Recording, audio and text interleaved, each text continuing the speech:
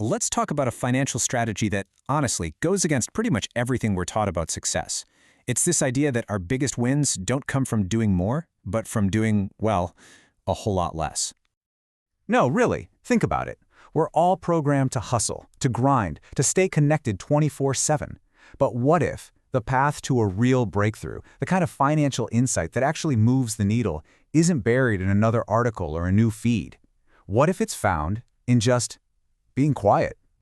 And this right here, this gets to the absolute heart of the problem. We wear being busy like it's a badge of honor, right? A calendar packed with meetings means you're important. But this obsession, this cultural need to be busy, it has a hidden cost. And it's a big one. Yeah, we can actually think of this cost as a busyness tax. It's not just draining our energy, it's a real, tangible tax on our financial well-being. So let's break down what that actually looks like. Okay, so see how this all connects? It starts with FOMO, that fear of missing out, which keeps us glued to our screens. And every single one of those notifications, it's like a little psychological jolt demanding our attention. This frantic state of mind, it pushes us to buy things on impulse, and when it comes to investing, it drives us straight into the herd. But maybe the most damaging part is that it completely chokes off any space for our own original thoughts to even breathe. So, if being constantly busy is that expensive, what's the alternative? Well, the answer is pretty amazing, and it comes from neuroscience.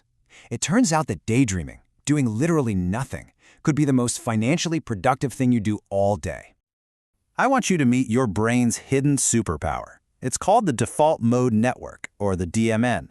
You can think of it like your mind's internal creative switchboard. The thing is, it only really lights up when you stop focusing on everything happening outside of you. So when you're just staring out the window, or your mind is just wandering, that's when the DMN gets to work. And the process is actually surprisingly simple. First, you just have to disengage. Stop doing the thing. Then, you let your mind wander. Just go wherever it wants. That's the signal for your DMN to start digging through the archives and connecting all these hidden dots. An article you read months ago, a random comment someone made, a tiny market trend you noticed, and then bam, seemingly out of nowhere, you get that aha moment. A truly original, high-value idea just appears. Now here's the crucial link to your money. True alpha, those returns that beat the market, it doesn't come from doing what everyone else is doing. It comes from those unique, non-consensus ideas that you have the guts to act on. And where are those ideas born? Not in noise, they're born in stillness. You see, this is the key to escaping that herd mentality that gets so many people in trouble. It means we have to start thinking about boredom differently. It's not a problem we need to solve with our phone, it's a powerful tool for creativity.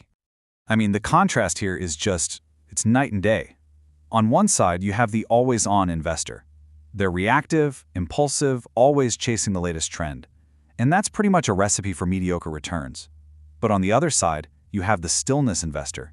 They're deliberate. They use those quiet moments to find hidden value and cook up those non-consensus ideas. And that's how you unlock true alpha.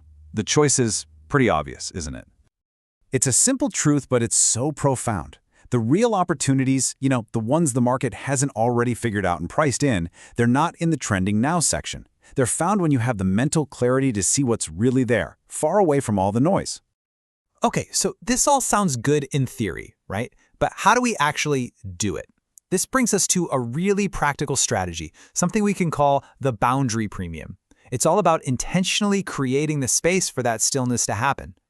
Think about it. Setting simple digital boundaries like, say, no financial news after 6 p.m., or just putting your phone in another room while you work, that's not a luxury. It's a high-yield investment in your own clarity.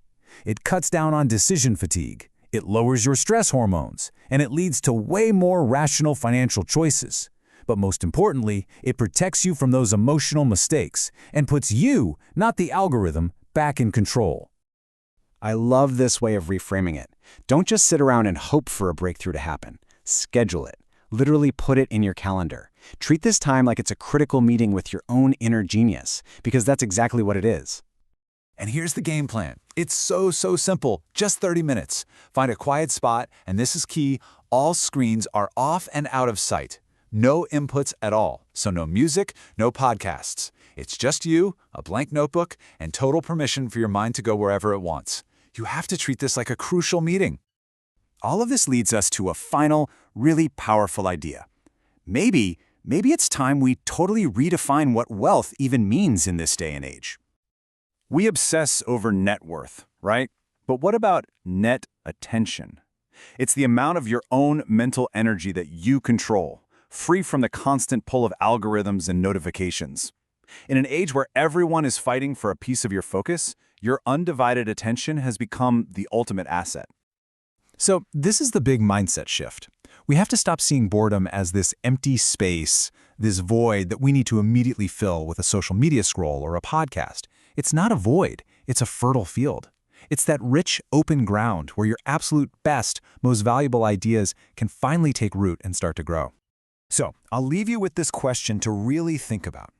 In a world that is constantly, relentlessly fighting for every second of your focus, the person who can reclaim their attention, who can cultivate stillness, and who can actually think for themselves, isn't that person the one who's truly the wealthiest?